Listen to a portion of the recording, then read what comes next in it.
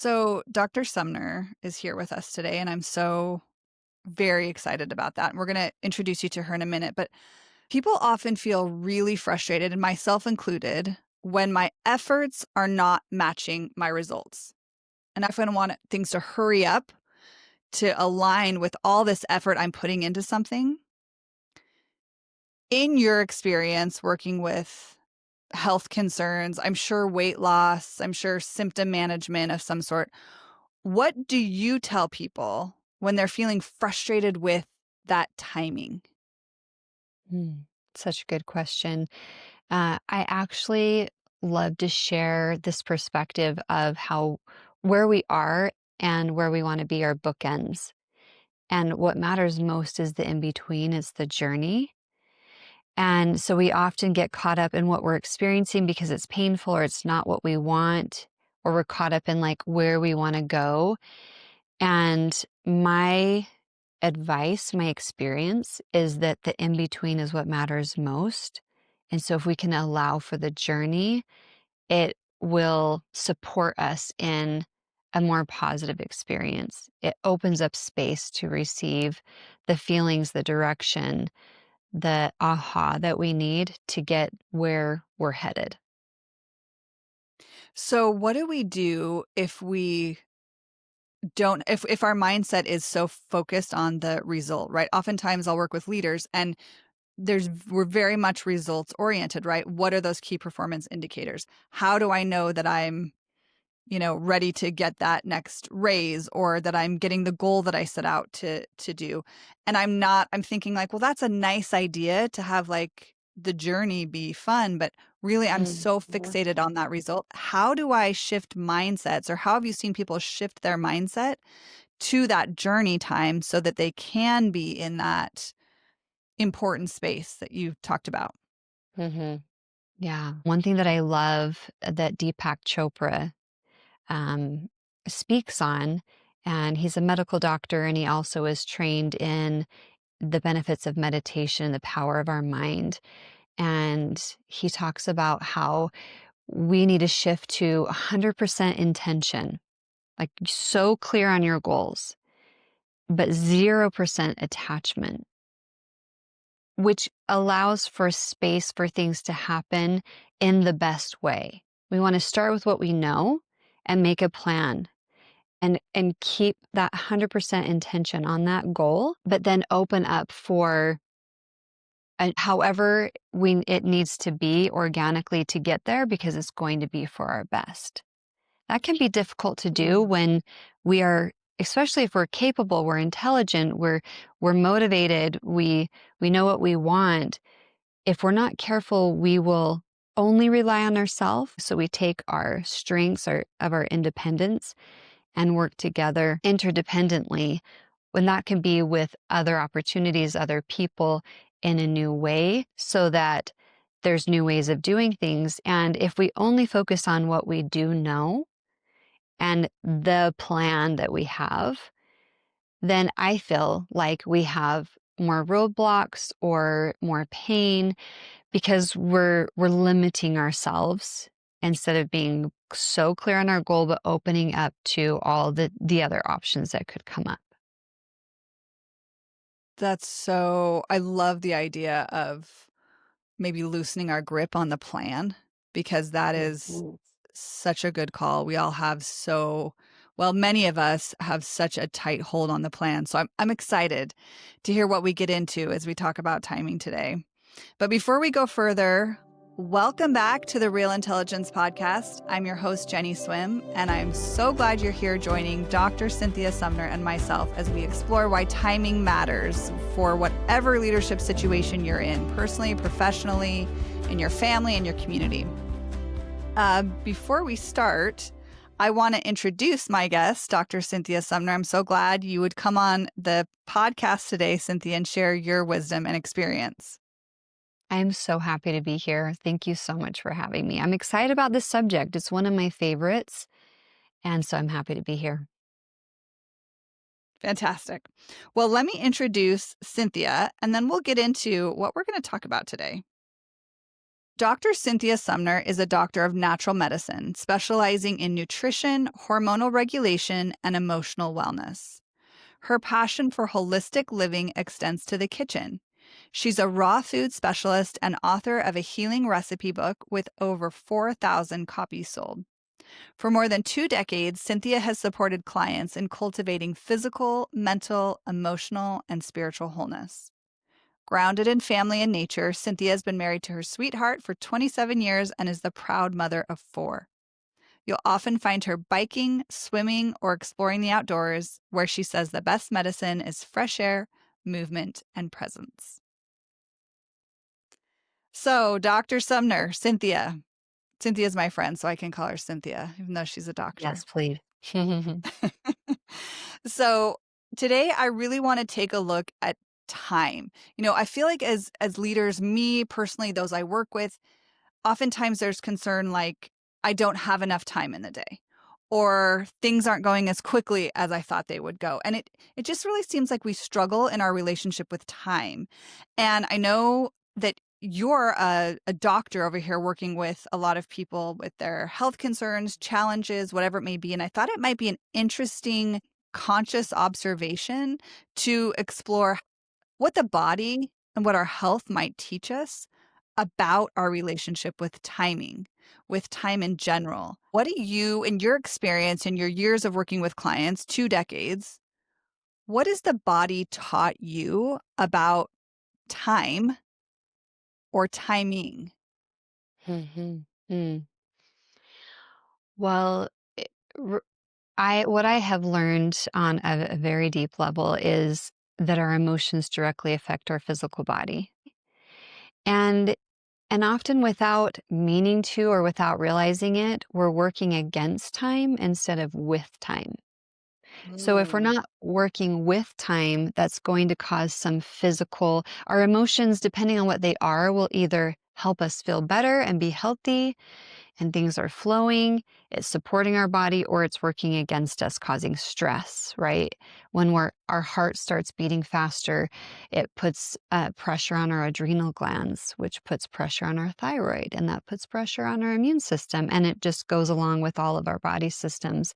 So the first thing that I would highlight is noticing, maybe asking yourself, am I working against time or am I working with time? And in a book that probably most listeners here have read or heard of, the Big Leap from Gay Hendricks. And on page 177, he says, well, on 176, he says, we're where time comes from. And since I am the producer of time, it comes where I come from. I can make as much time as I need. But this can be like a tug of war between, well, factually, there's only a certain amount of time in the day. And we know that, right? But have you ever had a time where you got so much done and you look at your watch and you're like, how is it only 10 a.m.? I cannot believe I got all that done. It's only 10 a.m. So if you think about it, the foundational truth is I have all the time I need. There is enough time. On page 177, Gay Hendricks says, claim time as yours and it will release its claim on you, which I think is so powerful. So it comes back to how it's affecting our body. It shows up as tightness and tightness in your breathing and in your muscles, and then that affects all the other functions in your body. So I would start with noticing, what is my relationship with time? Am I realizing that there really is enough time? And when we can start to practice in that truth, our body can relax and we can start getting in the flow with time. So, what if you're on that continuum, if you will, of time where you think, well, factually, there's only so much time in the day. So, to move to the belief that I have all the time I need, like that's not factual in my, Mhm. like if I'm a highly mental person, right? And so Mhm. that intellect is telling me that's not factually correct. What how have you helped clients maybe start to adopt that so that they did have a different sensation in their bodies? Such a good question. It always, for me and my practice, comes back to addressing the emotions. So writing down all of the feelings surrounding feeling rushed, feeling like there's not enough time. And I think it's important. This is what works for me and for my clients is to ask yourself questions. Why do I feel rushed? Why do I feel like there's not enough time? And just write until you don't feel like there's any more to write. And then you can reevaluate. Am I actually setting myself up to get more, to, to do more in the day than I actually can do? Do I need to hire some things out? Because sometimes we have a belief, I have to get these things done today. It's our own expectation, right? And then we end up feeling at the end of the day that you never got all the things done that we needed to, which can lead to I'm not efficient or I'm not good enough or I'm a failure. Start with your emotions, work through those, and then come to the logical part. Am I really setting myself up for failure without realizing it, without meaning to? That's so helpful. So, what I wrote down, some actionable like steps we can take away. Am I working against time or working with time? Like to ask ourselves that question. To write down our emotions that surround time, do some exploration around our emotions, and then to observe our expectations. To know, like, maybe I'm setting myself up for failure here when I expect that I can do 15 different things when really that's more than's possible for this Mhm. state, this time, this space that I'm in. What do you find are indicators that people are working with time or against time? How might I know that just by the indicators that might show up in my own system?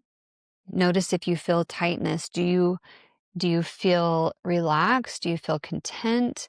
And then dropping into your emotions from there. So maybe starting with your physical body and just kind of scanning. And it can take practice if it's something that you haven't been doing. And then move over to the emotions and just notice, do I feel content with my day? Do I feel successful? Do I feel proud of myself? Do I feel hopeful? Do I feel excited about tomorrow? And if there is this underlining feeling of like stress or unaccomplished, I would say you probably have some things to attend to and maybe adjust.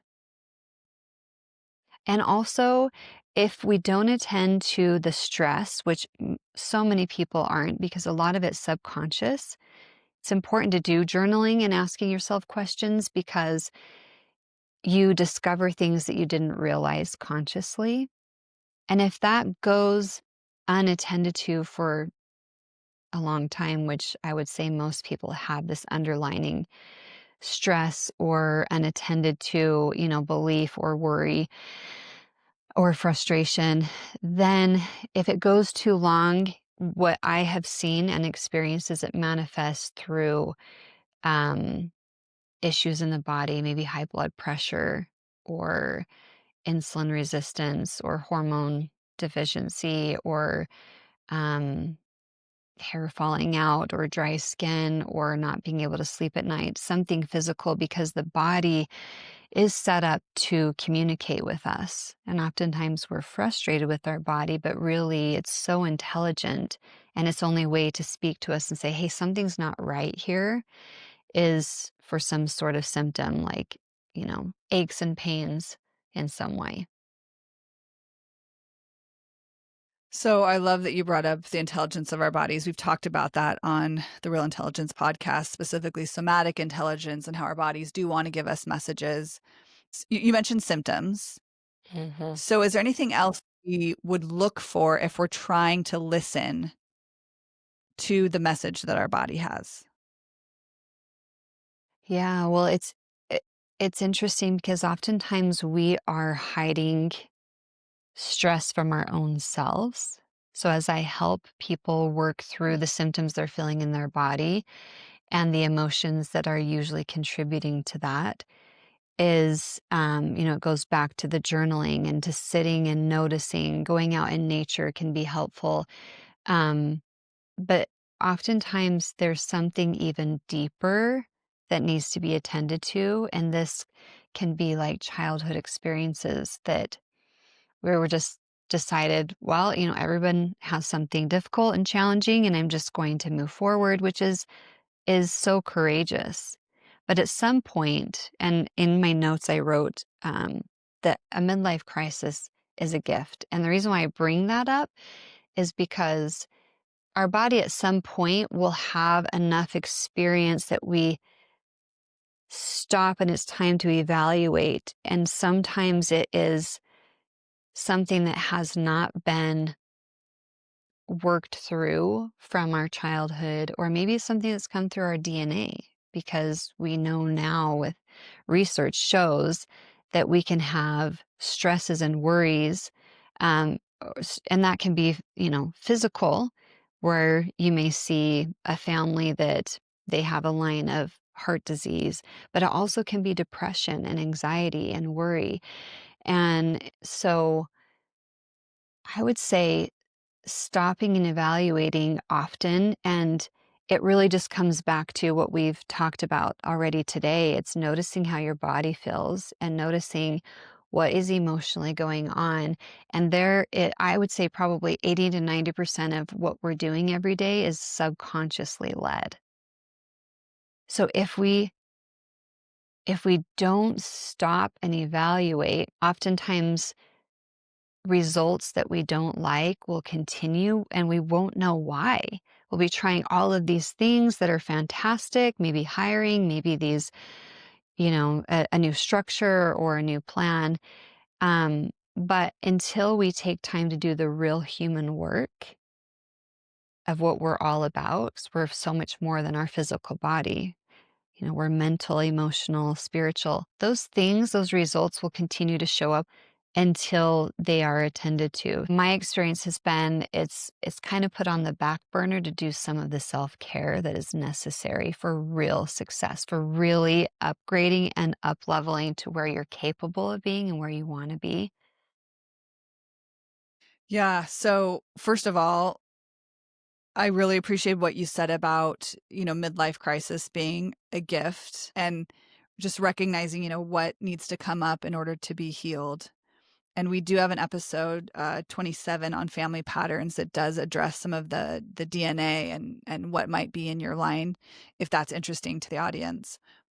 But I also wanted to come back to, oftentimes people will say, I know self-care, I should just take the time. It's not that much time. It's not hard. It's something I maybe would even enjoy doing, and yet I just never have the time for it.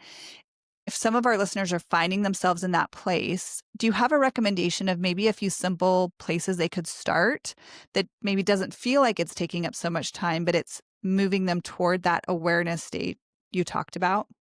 hmm Yeah.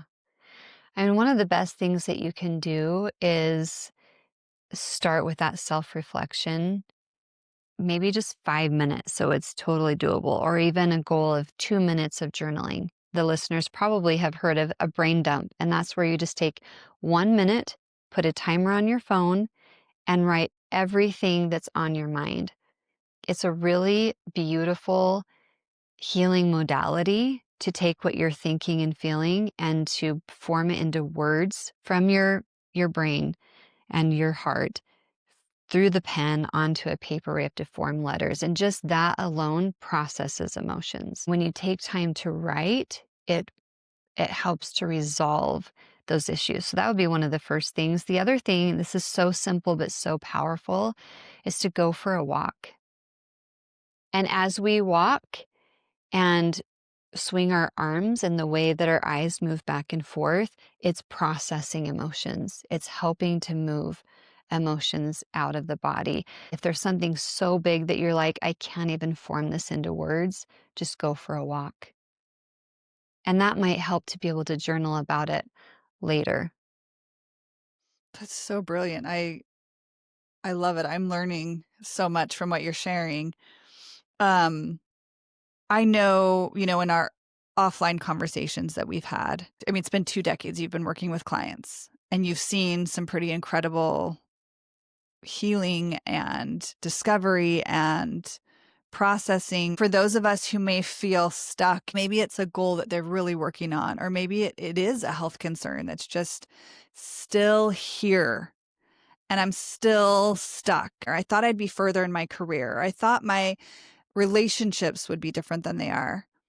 Based on your experience, is there any like hope or um, encouragement maybe you could give us about that weight that sometimes just feels so heavy or so not doable for our system? I actually was praying on this because I had tried all sorts of things. Time had gone by, and I received such wisdom from that prayer. And it was, don't waste time on what you don't have yet.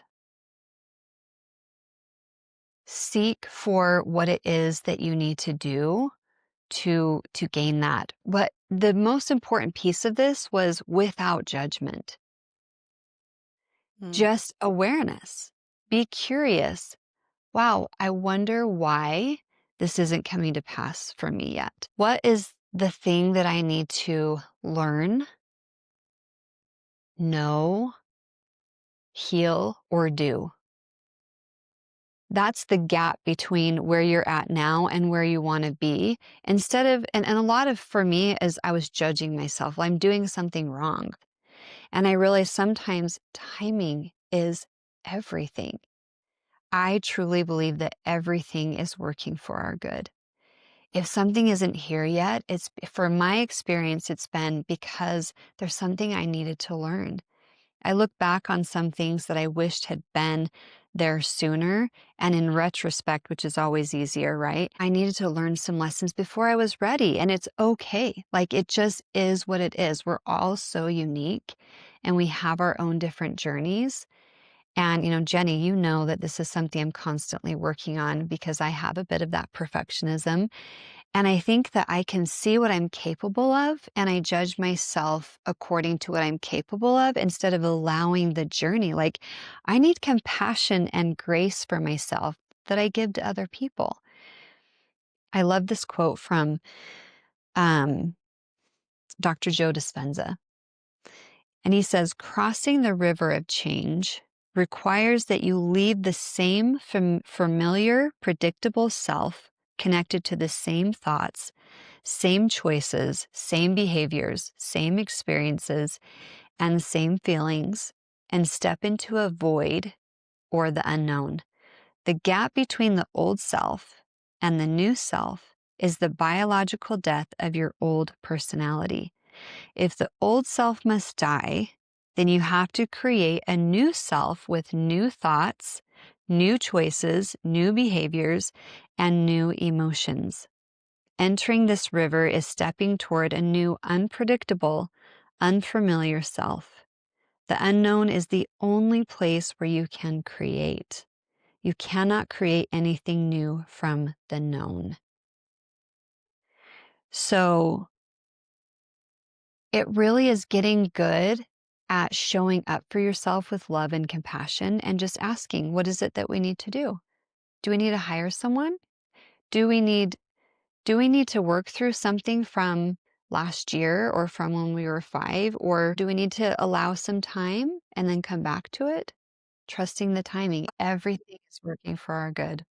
Okay, well, I've been taking a bunch of notes here, and I think you really hit on something that gets in the way of our relationship with time, which is judgment.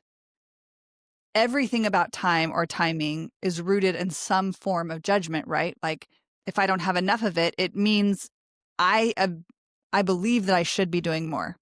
I have an expectation that should be doing something different or something should have already showed up for me. It's interesting I'm using the word should a lot, right? So this expectation, timing and judgment to me feel so connected when we're struggling with timing. I think judgment is always there, which I find fascinating. I also loved what you said about what is the thing I need to learn, know, heal, or do. So do you have any examples of someone you've worked with that has done that and found that that shifted things for them? Yes, yes, I have such a fantastic example. A beautiful client that I was blessed to work with. She wanted to release about 85 pounds. And when she came to me, she shared that she was so frustrated because she had friends that were doing these fat weight loss, plans. And she noticed that, they were losing like 5 pounds a week or more. And here she was trying to really eat well and to exercise, but they're taking like pills or surgeries or whatever. And there's nothing, right or wrong about any of that. But for her, she really felt drawn to attending to herself at the root level. And she was losing maybe a half a pound a week. She's like, this is going to take me forever. And we came back to those bookends, right? Of where she was at and where she wanted to be. It felt essential. Like it was the truth that she needed to attend to herself at some very root levels. And for her, it was getting the right nutrition in and forming habits that would be a lifelong support to her so that after she reached her goal, she would be able to continue with it because her own patterns were lose weight and then gain it back and lose weight and gain it back. So she was at a place where she was like, what needs to be the foundational plan? And what it led her to was not only the exercise with doable goals. So her exercising, her food, taking supplements her body needed, but what it led her to was the real thing that it needed attending to, and it was some unresolved emotions from her childhood. She at the end, so she released the 85 pounds. She felt amazing. It took her a year. Looking back over that year of releasing the weight, she realized she truly needed a year to work through those really deep issues. If she had released the weight, because that was her motivation, I feel like our body shows up for us in the way that is going to help us the best and what we need. And her body knew we need to hold some space for her to have the time she needs to work through the emotions. So we did work together for a year. And once a week, we had a session that we worked through whatever came up that day. And then throughout the week after that, she journaled and did all the things that she felt like she needed to. So that's an example of maybe accepting reality. Truth is truth. So when you can stop and without judgment ask yourself, what is it that I need? Do I need to adjust a goal? Is there something that, do I need to soak in the tub tonight? Do I need to visit with a therapist? Do I need to adjust my goals? Do I need to hire somebody? Right? It's like getting in tune and allowing yourself to have what you actually need.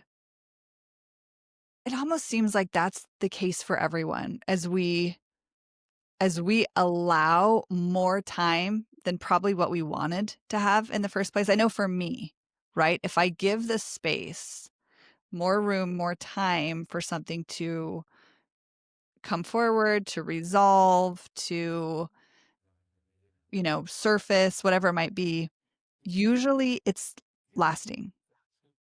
Mhm. Usually we get a root there that can come up, but it's frustrating in the moment to not get the result. Yes. Yes. And I'm so glad that you're saying that because oftentimes what we do is we decide to just be brave and to be Mhm. positive and we just move forward. And I always say that's step two in the process. It's a good thing to do, but step one is to address what you're actually feeling. And so sometimes you need to stop and just let yourself be angry and upset and frustrated and throw a fit and be mad and cry. Really feel what you're feeling. And then you can come to reality. And the reality is, oftentimes, it takes sacrifice to get what we actually want. There's no other Mhm. way to grow but to get out of our comfort zone, just like when we're exercising, our muscles tear so that we can become stronger. It's uncomfortable to get out of what we know and what our habits are and the way that we are, but it just recognizing it is sacrifice, but it ends up getting us where we actually want to be. So are we Mhm. willing to do what we don't really feel like doing so that we can have what we actually want. And it also doesn't have to be as hard as we think it is, you know? It doesn't sometimes we make it harder than it needs to be. And I think you bring up such a good point there, Cynthia, because I think oftentimes our conscious mind thinks it knows what we want. We've got that plan that you talked about at the beginning, that I've got a plan. This is how it's got to look. This is what's going to make me the most happy, the most fulfilled, the most successful, whatever it is that's your value around that, the healthiest. But oftentimes there's another part of us, if we talk about our intelligence, our intelligent creation, there's another part of us that actually has additional wisdom. That's like, actually, you don't want that. You want this, Mhm. but you don't know that you want that. How have you worked with people to help, or how have you worked with people to help them maybe surface what they actually want versus what they think they want? Mhm. Well, I love that you bring up that there's this other part of us that knows, or has some additional knowledge or intelligence, because what I do to help people to address this predicament is to introduce to them the idea that there are several different parts to us. Part of us can believe that, as an example, part of us can believe that we are confident and that we're loved and that we're competent and successful. And another part of us can believe the opposite. And a lot of times we're not aware of that part of us, but it's what's kind of dragging us down. So there can be another part of us that's believing I'm not worthy or I'm not capable. And it oftentimes is in the same space. And so imagine the pain that that can cause if two opposites are in the same space. I remember when um, we were looking for a new home. We had sold our home. We found this house that we were like, this is the house. Like, this is perfect. And we listed, here are the reasons why this is perfect. We prayed about it, felt good about it. It felt right. Went to put an offer in and it was already sold. We were like, but that was our house. Like, and here's the reasons why it was the perfect house, you know? And then we were led to the home that we're in, and the other house didn't even compare to this one. Like, didn't even compare.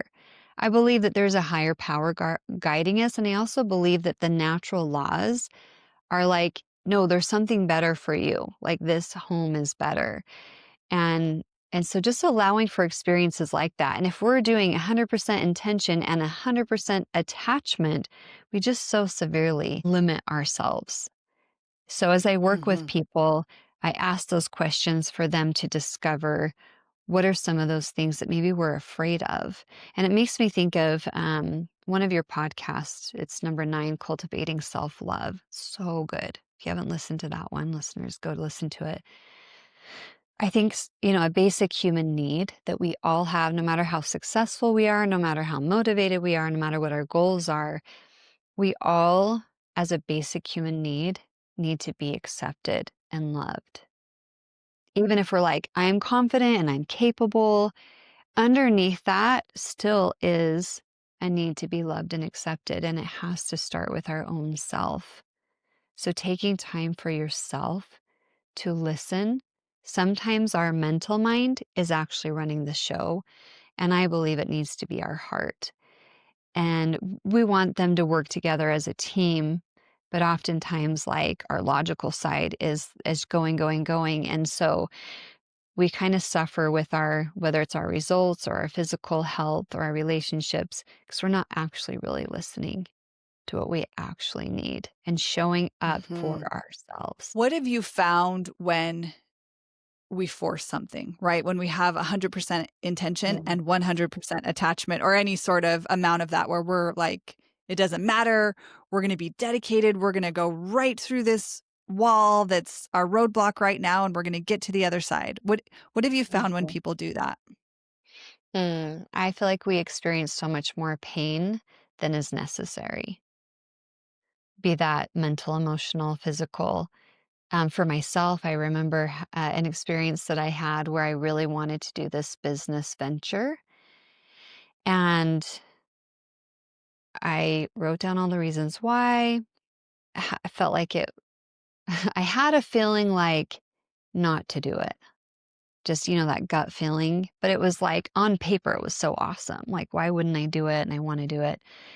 So it was like 100% intention, 100% attachment. Like, I am doing this thing. And then I got there and it was successful and I hated it. Like, I didn't want to do it. I didn't actually want it because I didn't slow down enough to like Ah. be in tune with the truth.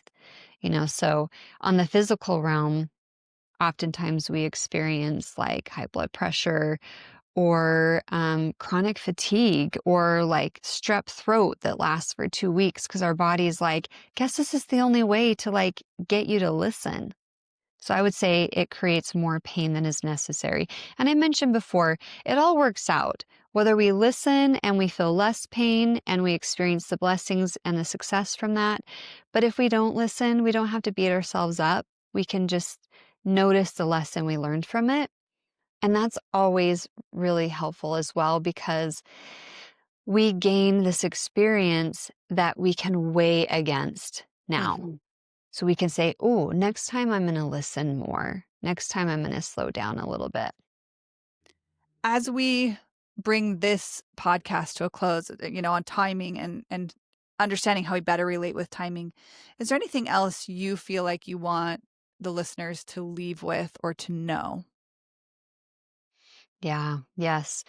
Well, because we are physical humans, we need certain nutrients for our brain to work fully and for our mood to be balanced.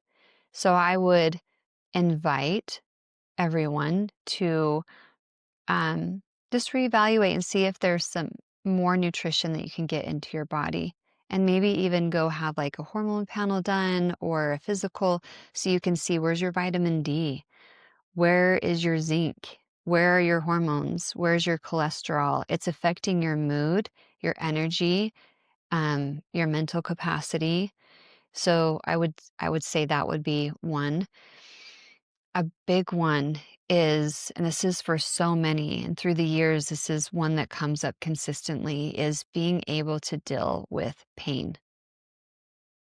Without realizing it, oftentimes we are suppressing, we are ignoring, we're numbing out. Most of us have not been taught how to deal with emotions and pain. And so it can feel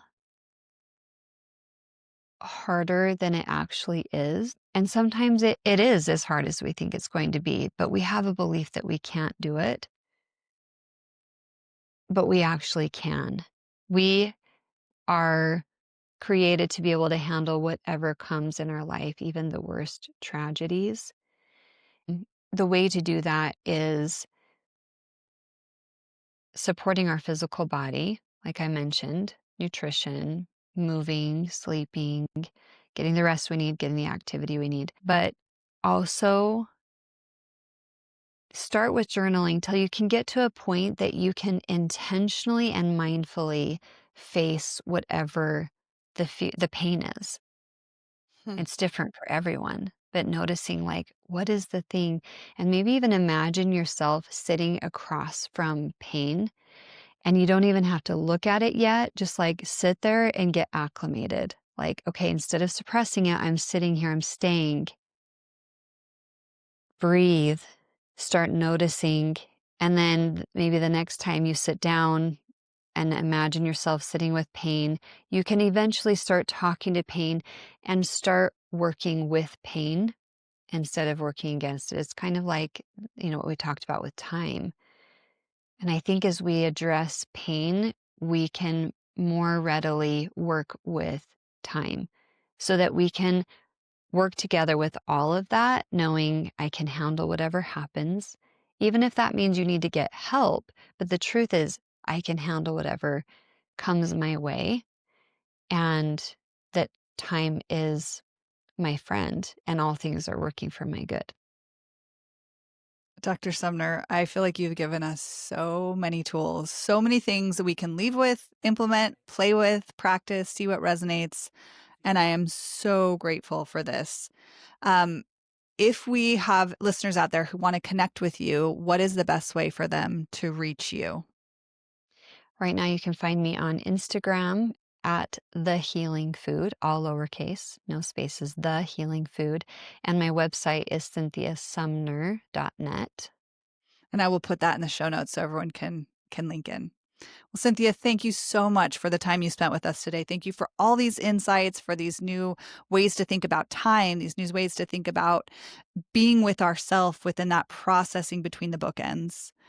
I'm so grateful that you would share the time with us. Thank you so much for having me. These are all things that I'm working on and that we can all work on together. So thank you for having me. Thank you. Well, thanks for joining me today. I'm so glad you would join me on the Real Intelligence podcast. If you found this episode helpful, I would invite you to pass it along to someone else who might find similar benefit. Until we meet again.